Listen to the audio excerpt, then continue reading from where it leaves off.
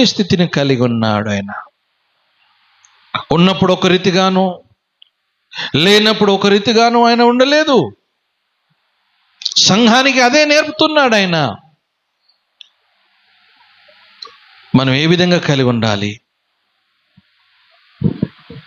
నిస్థితి, దీన స్థితి కలిగి ఉన్నావా? కడుపు నింపుకొని ఉన్నావా? లేకపోతే ఆకలితో ఉన్నావా? కానీ అవన్నిటినీ నేను ఏం కలిగి ఉన్నాడు అంటున్నాడు ఆయన. ఏమంటున్నాడంటే నేర్చుకొని ఉన్నాను.